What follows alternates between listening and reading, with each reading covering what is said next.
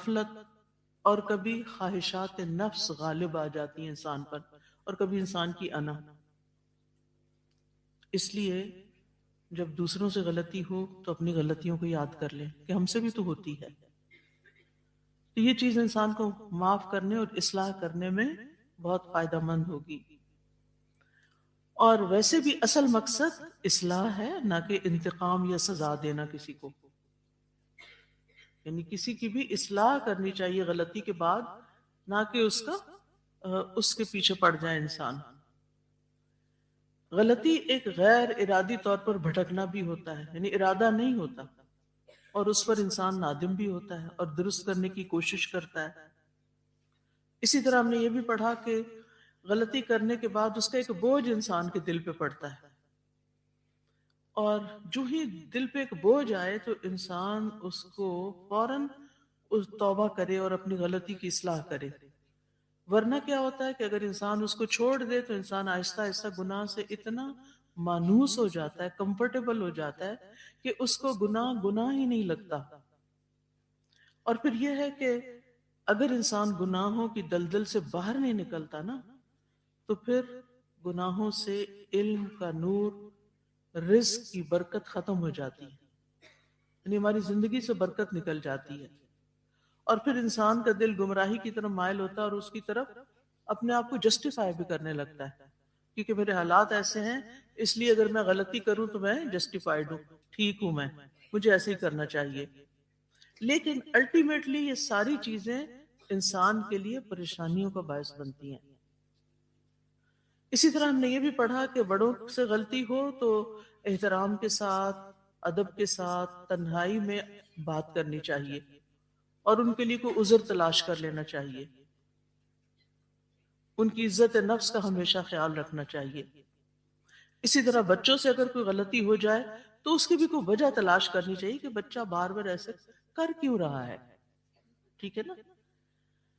اور پھر شفقت، حکمت اور تربیت سے اصلاح کی جائے. یہ 3 لفظ میں نے کی ورڈز بتائے تھے: شفقت، حکمت، تربیت.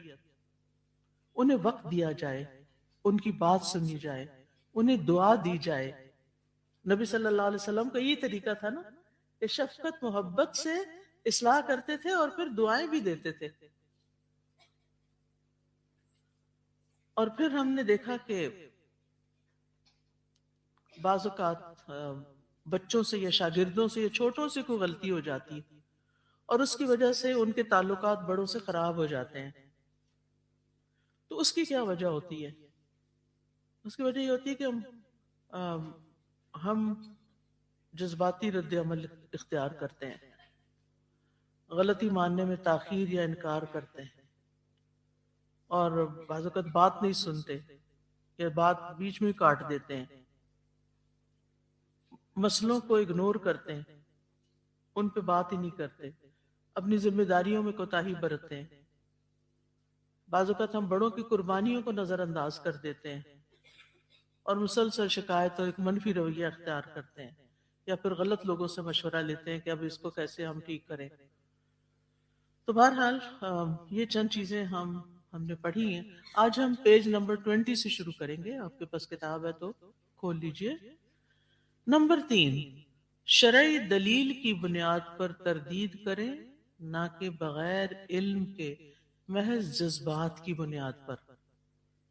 یعنی اگر آپ نے غلطی کی اصلاح کرنی ہے، کوئی غلط کر رہا ہے، مثلاً کوئی نماز ٹھیک نہیں پڑھ رہا، ہوتا ہے نا بعض اوقات آپ کسی کو دیکھتے سجدہ ہی ٹھیک نہیں، رکوع ہی ٹھیک نہیں، تو آپ کو ایک دم دیکھ کے غصہ آ گیا، اتنی بڑی ہو گئی اور یہ تو ٹیچر ہیں اور یہ تو ان کو تو پتا ہونا چاہیے تھا، اور ہم ایک دم جذبات میں آ جاتے ہیں اور کہتے ہیں کہ اور پھر بحث اور لڑائی شروع کر دیتے ہیں.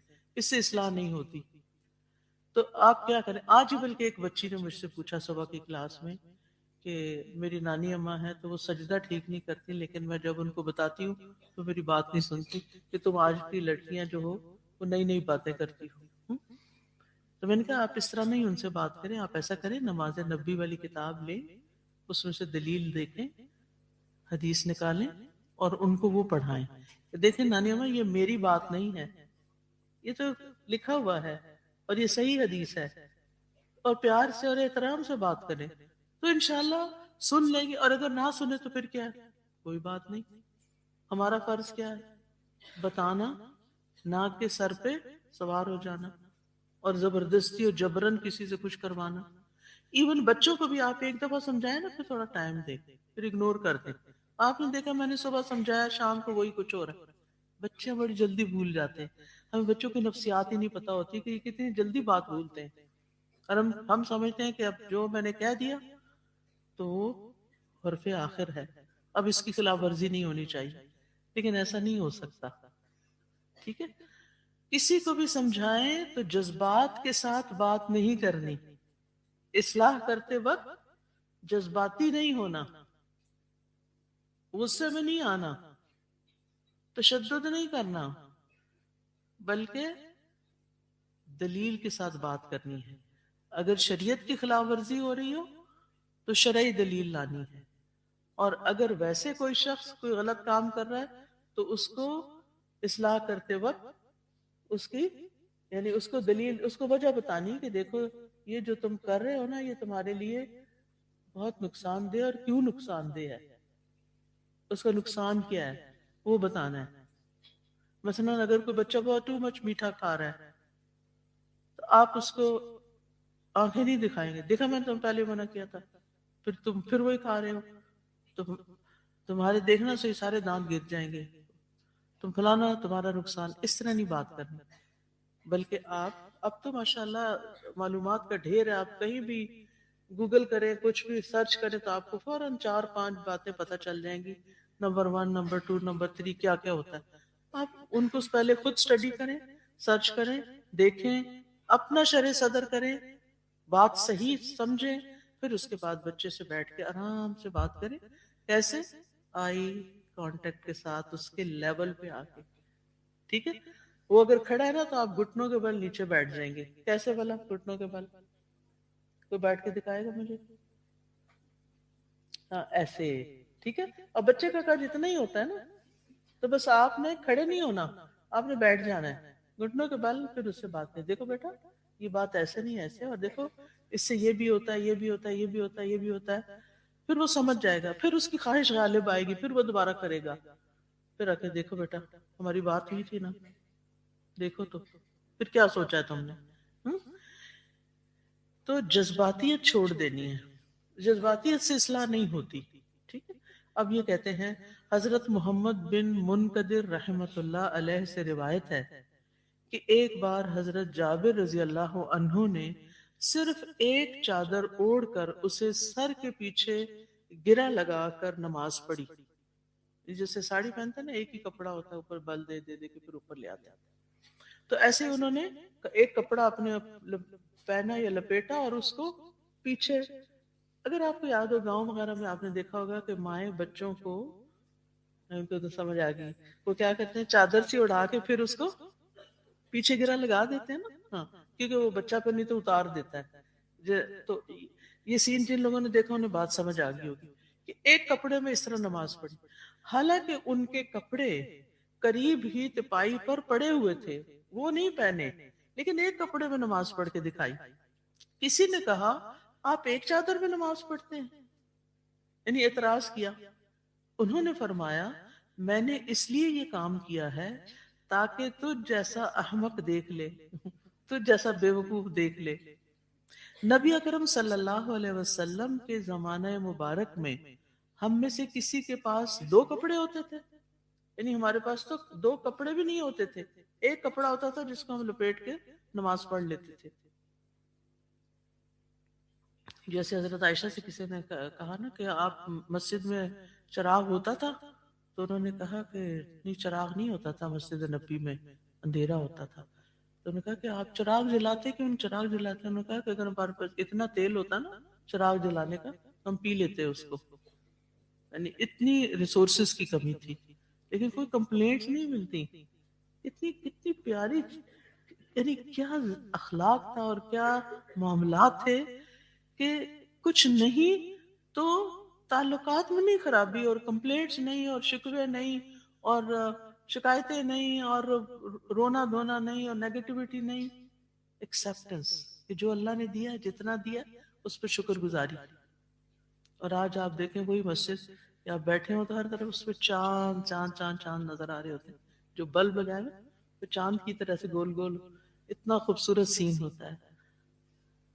آج اگر وہ اٹھ کے آ کے دیکھیں تو حیران ہو جائے. لیکن اوپر تو چاند نظر آ رہے ہیں، نیچے لوگ جو مسجد کی بے حرمتی کرتے ہیں بعض اوقات وہ افسوسناک ہوتی کہ ہم نے عمارتیں تو بنا لی، افراد تیار نہیں کیے. تو اصل چیز افراد ہوتے ہیں، ان پر توجہ دینا زیادہ ضروری ہوتا ہے. ٹھیک ہے بلڈنگ کی صفائی، پینٹ، پودے، یہ ساری چیزیں اپنی جگہ اچھے ہیں، لیکن اس سے زیادہ اچھا اخلاق یہاں پر پڑھنے والی ہر بچی کا ہونا چاہیے. ٹھیک ہے، یعنی لوگ پودے کو دیکھ کے، پھول کو دیکھ کے خوش ہوں گے، لیکن اس سے زیادہ خوشی ان کو کب ہونی چاہیے؟ آپ لوگوں کو دیکھ کے. اچھا یہ دین پڑھنے والی لڑکی ہے، یہ اتنے اچھے اخلاق کی مالک ہے. تو بہرحال امام ابن حجر رحمت اللہ علیہ نے فرمایا یہاں احمق سے مراد بے علم ہے. بے علم، ٹھیک ہے، یعنی انہوں نے اس کو یہ نہیں کہ ٹانٹ کی، بلکہ تم جیسے لا علم کو پتہ چل جائے. حضرت جابر رضی اللہ عنہ کا مقصد یہ بیان کرنا تھا کہ ایک کپڑا پہن کر نماز پڑھنا جائز ہے، اگرچہ دو کپڑے پہن کر نماز پڑھنا افضل ہے، یعنی ایک نیچے اور ایک اوپر. کمفرٹیبل ہوتا ہے نا انسان، ایک ہی چیز پہنی ہوئی ہو تو پڑھنا بھی آسان نہیں ہوتا. ان کے فرمان کا مطلب یہ ہے کہ میں نے یہ کام جان بوجھ کر بیان بیان جواز کے مقصد سے کیا ہے، یعنی اس کو اس کے جواز کو بتانے کے لیے کیا ہے، تاکہ بے علم یا ویسے ہی میری پیروی کر لے یا مجھے ٹوکے تو میں اسے بتا دوں. یعنی یا تو بے علم مجھے فالو کر سکے، یا پھر مجھے ٹوکے تو میں اسے بتاؤں کہ یہ جائز ہے.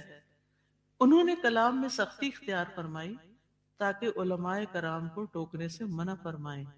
یعنی وہ جو اعتراض کرنے والا تھا نا، وہ ان کی اصلاح کر رہا تھا، تو انہوں نے اس کو فرملی بتایا کہ بڑوں سے ایسے نہیں بات کرتے، تجھ جیسا احمق اس لیے کہا. اور اس لیے بھی کہ لوگ شرعی مسائل میں تحقیق کیا کریں. یہ بڑی اہم بات ہے کہ کسی کو کوئی کام کرتے ہوئے دیکھے تو ایک دم فتویٰ نہ لگا دے تم غلط کر رہے ہو سکتا ہے آپ خود ہی غلط ہو. تو پہلے تحقیق کر لیں کہ کسی کا یہ عمل درست ہے یا نہیں ہے، کیونکہ بعض اوقات ایک کام کو کرنے کے دو تین طریقے بھی ہو سکتے ہیں. آپ ایک کپڑے میں نماز پڑھیں، دو میں پڑھیں، اور جب ہماری سردیاں آتی ہیں تو ہم کئی لیئرز میں پڑھ رہے ہوتے ہیں. ٹھیک ہے، تو اب اگر کوئی یہ پابندی کر لے نہیں صرف ایک میں پڑھنا، صرف دو میں پڑھنا، صرف تین، اصل چیز ہے جو باؤنڈریز بتا دی گئی ہے کہ کس طرح بال ننگے نہ ہو، بازو ننگے نہ ہو، گردن ننگی نہ ہو، کان ننگے نہ ہو، ٹخنے ننگے نہ ہو، ٹائٹ کپڑے نہ ہو، اس کا خیال کرنا ہے. لیکن رنگ اور کپڑے کی ٹیکسچر اور قیمت اور ان چیزوں کے اوپر نہیں جانا. ٹھیک، تو اس حدیث سے جو حاصل ہونے والے اصلاحی پہلو ہیں وہ کیا ہے؟ اب آپ بھی غور کریں کہ حضرت جابر کی اس حدیث سے ہمیں کیا باتیں سمجھ میں آتی ہیں. اس میں پہلی بات تو یہ سمجھ آتی ہے کہ بعض اوقات بچوں کو یا شاگردوں کو بات سمجھانے میں کیا کریں، تھوڑا فرم بھی رہیں. یعنی ہر وقت اصلاح صرف نرمی سے نہیں ہوتی، بعض اوقات فرم بھی ہونا پڑتا، مگر جذبات میں نہیں آنا، غصے میں نہیں آنا، چیخنا نہیں، اور دوسرے کا انتقام نہیں لینا یا برا بھلا کہنا مقصود نہیں، بلکہ سمجھانا مقصود ہے، تاکہ بچے بڑوں کو ٹوکنے کی بجائے نانی اماں کو ان کی طرف متوجہ ہوں اور ان سے اچھے سے بات کریں اور ان سے سیکھیں بھی. ٹھیک ہے، اور پھر ایک اور یہ کہ سکھانے کے لیے آپ بعض اوقات غیر افضل چیز کو بھی اختیار کر سکتے ہیں تاکہ جواز کا پتہ چلے کہ یہ جائز ہے. ٹھیک ہے، یعنی یہ طریقہ بھی درست ہے. انہوں نے جان بوجھ کے ایک کپڑے میں نماز پڑھی تاکہ جواز پتہ چل سکے.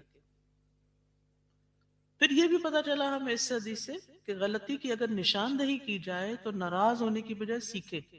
اگر کوئی بتائے کہ تم غلط کر رہے ہو تو اس سے ناراض نہیں ہونا چاہیے. تو اصل فوکس جو ہے وہ خیر خواہی اور سکھانے کی نیت سے بڑوں کی طرف سے جو رہنمائی آتی ہے اس سے، چاہے وہ سخت سخت لہجے میں بھی بات ہو، اس سے سیکھنا چاہیے، فائدہ اٹھانا چاہیے. پھر یہ ہے کہ کسی غلطی کی اصلاح میں ہمیں رسول اللہ صلی اللہ علیہ وسلم کا طریقہ اختیار کرنا چاہیے.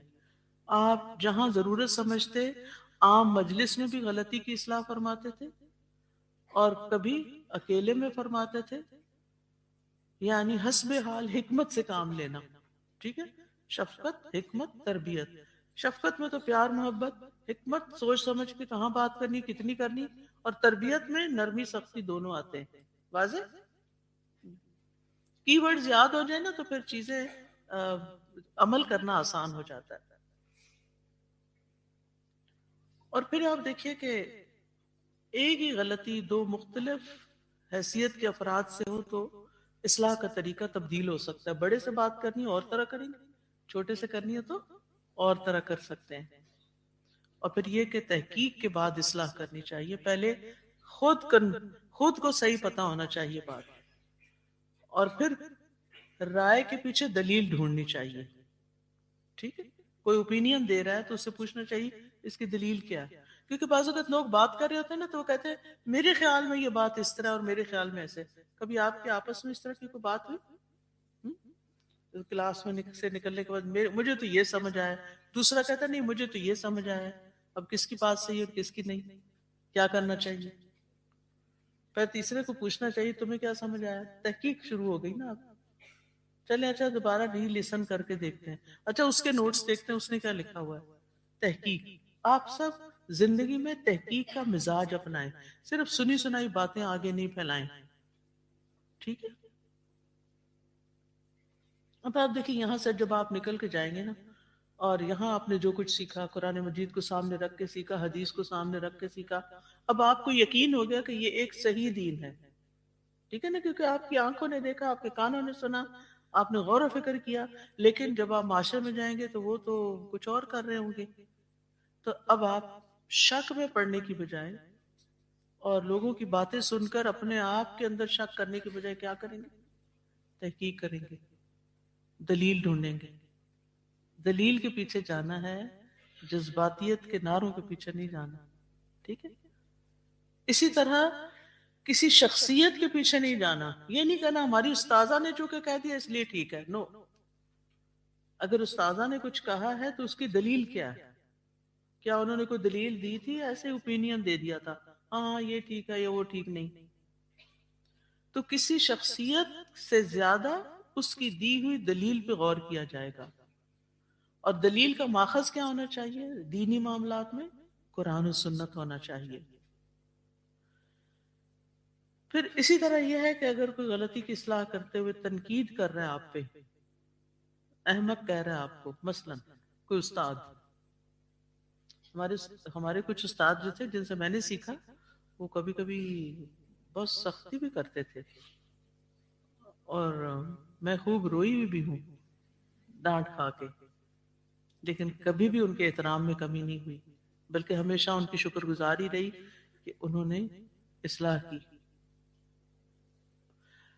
یہ جو آپ کو کہا جاتا ہے نا 10 دفعہ پڑھیں 7 دفعہ پڑھیں، یہ طریقہ میں نے اپنے استاد سے سیکھا تھا جن سے میں نے عربی سیکھی تھی پنجاب یونیورسٹی میں. وہ ہمیں کہتے تھے 25 دفعہ پڑھ کے آنا ہے. اتنا سا پیراگراف ایک دے دیتے تھے، کہتے 25 دفعہ پڑھ کے آؤ. جیسے قرآن حفظ کرتے نا تو بار بار ریپیٹ کرنا تھا.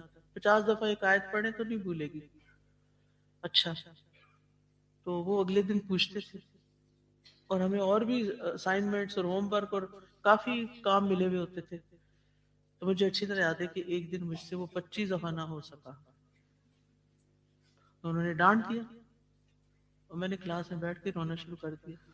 میں ہوں ویسے بڑی چھوٹے دل والی، ہمیشہ کوشش کرتی ہوں اپنے والدین کی بھی عزت کی، استادوں کی بھی کی، اور استادوں سے محبت بھی کی، والدین سے بھی کی. لیکن جب چھوٹی سی بھی بات کچھ کہتے تھے، میرے والد مجھے چھوٹی سی کو بات کہتے میں رونا شروع کر دیتی تھی. تو ایسا ہے کیونکہ آپ ساری زندگی ان کا ادب احترام کرتے ہیں, ان کو خوش کرنے کی کوشش کرتے ہیں. جب آپ کو پتہ چلتا ہے وہ ناراض ہوتے ہیں, کوئی بھی پیارا ناراض ہو تو پھر کیسا لگتا ہے, پھر رونا آتا ہے نا. خیر, تو تنقید اگر استاد کر دے, والدین کر دے, کوئی دوست بھی کر دے, تو اس کو مائنڈ نہیں کرنا چاہیے. اس کو انالائز کرنا چاہیے کہ یہ صحیح کہہ رہا ہے. اگر صحیح کہہ رہا ہے تو اپنی اصلاح کر لیں, اور اگر وہ ٹھیک نہیں کہہ رہا تو اگنور کر دیں. کیا فرق پڑتا ہے؟ مثلا آپ چل کے جا رہے, کوئی کہ تمہاری چال ہی ٹھیک نہیں, تو آپ کو کیا کرنا چاہیے؟ غور کرنا چاہیے, اچھا ٹھیک نہیں تو میں دیکھتی ہوں کہ کیوں نہیں ٹھیک. پھر آپ آگے کسی پوچھیں گے دیکھو میری چال ٹھیک ہے کہ نہیں, اگر نہیں تم ٹھیک چل رہی ہو تو بس کیا کریں, اچھا ٹھیک ہے کوئی بات نہیں, اس نے کہا ہے تو خیر ہے. لیکن اگر دوسرا بھی کہہ دیتا ہاں ہاں بھائی تمہیں ٹھیک کرنے کی ضرورت ہے, تو پھر ہمیں اپنے اوپر کام کرنا ہے. ٹھیک ہے, تو اس زندگی میں اگر ان اصولوں کو آپ اپنا لیں گے نا, تو ایک تو غیر ضروری غم اور فکریں پریشانیاں نہیں رہیں گی, اور دوسرا یہ ہے کہ آپ گروم کریں گے, گرو کریں گے, آپ زیادہ بہتر انسان بنتے جائیں گے. تو بعض اوقات دوسروں کی تنقید ہمیں فائدہ بھی دیتی ہے, تو اس کو برداشت کر لینا چاہیے اور اس کو مثبت لینا چاہیے. ٹھیک ہے, اس کے بارے میں پریشان نہیں ہونا چاہیے. کچھ لوگ تو اتنا دل پہ لے لیتے ہیں اور پھر پریشانی میں زندگی گزار دیتے ہیں, فلاں نے ہمیں یہ کہہ دیا تھا, اور اس کو اپنی انا کا مسئلہ نہ بنائیں اور اس سے موڈ نہ خراب کر لیں. ٹھیک ہے نا, بس خاموشی اختیار کر لیں, بحث نہ کریں. مثلا آپ نے کسی کو کوئی بات کہی اور اس نے نہیں مانی, کوئی بات نہیں, مان لیتے تو اچھا, آپ کے دل خوش ہو جاتا. نہیں ہوا تو آپ اپنا دل کیوں خراب کریں؟ ٹھیک ہے بھائی, ہر ایک کی اپنی مرضی ہوتی ہے. میں نے اصلاح کی تھی, میں نے کوئی بات کہی تھی, دوسرے کو نہیں پسند آئی, خیر ہے. اس کے بعد خاموشی, صبح میں نے آپ کو بتایا تھا من صمت نجا, جو خاموشی اختیار کرتا ہے وہ نجات پا جاتا ہے. بحث مباحثے سے کوئی فائدہ نہیں ہوتا. اچھا, اسی طرح اگر آپ کا کوئی ایک اوپینین تھا, اس کے بعد آپ کو دلیل پتہ چلی, تو کیا آپ اوپینین بدلیں گے یا نہیں بدلیں گے؟ رجوع کر لیں.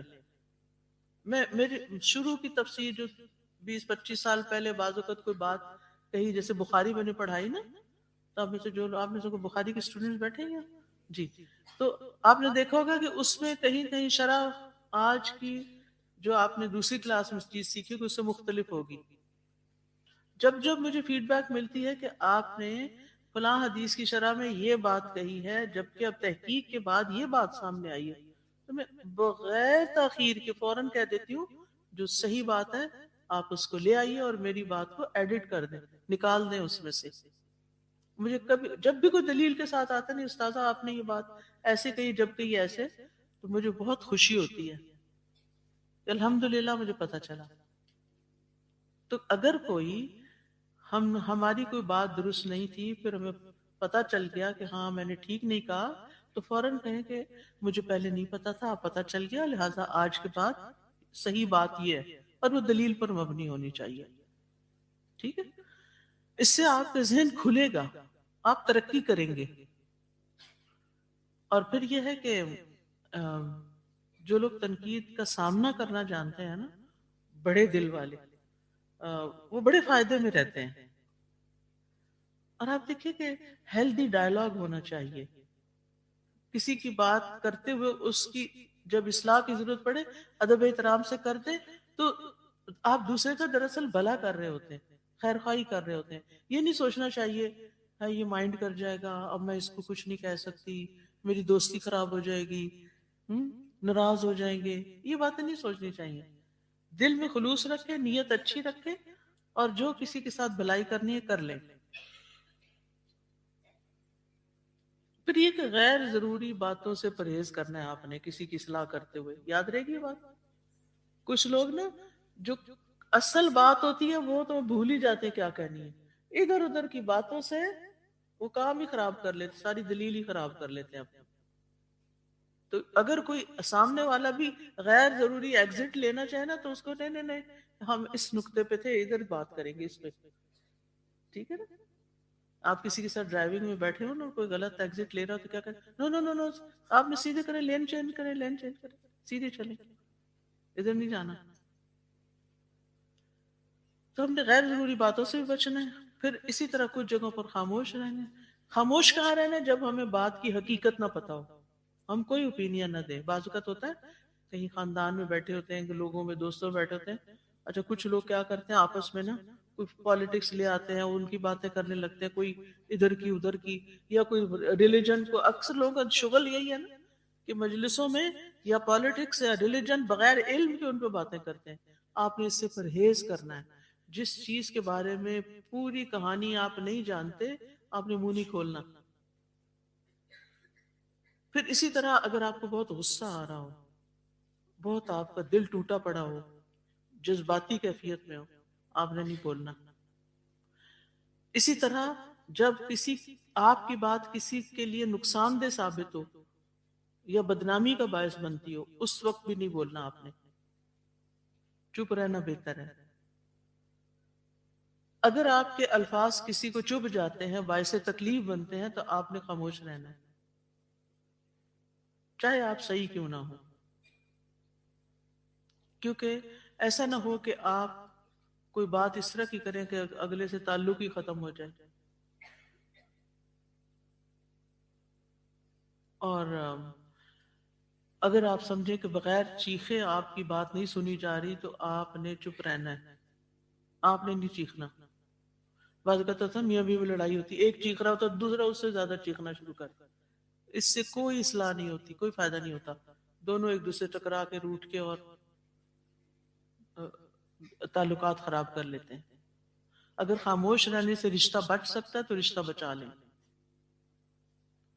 اگر کسی نادان شخص سے واسطہ پڑ جائے تو کیا کریں؟ اذا خاطبهم الجاہلون قالوا سلاما. قرآن نے ہمیں یہ سکھایا ہے. ٹھیک ہے.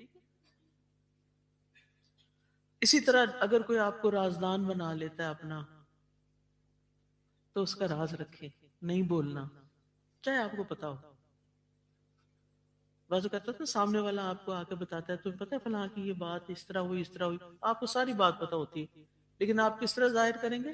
جیسے آپ کو کچھ پتا نہیں. کیونکہ آپ کو اس نے رازدان بنایا تھا، تو آپ نے راز نہیں کھولنا. تو یہ تھی چند باتیں آج کے کی کلاس کے حوالے سے. امید ہے اس سے آپ کو کچھ فائدہ پہنچا ہوگا. جی کیا کہہ رہے ہیں؟ کچھ سمجھ آئی ہے کہ نہیں؟ اچھا بہت فائدہ، الحمدللہ. اللہ تعالیٰ ہمیشہ فائدے کی بات ہی ہمیں سجھائے، اور ہم اپنی اصلاح کریں اور دوسروں کی بھی اصلاح کریں. اور اب اگر کوئی بات کوئی کہنا چاہے تو موسٹ ویلکم. جی مائک دے دیجیے ادھر. اور میرا اللہ کرے زوم کھل جائے، کیونکہ آج جی استاذہ جی، آپ نے جو بات کی نا کہ پہلے بڑوں کو جیسے اصلاح کرتے ہیں،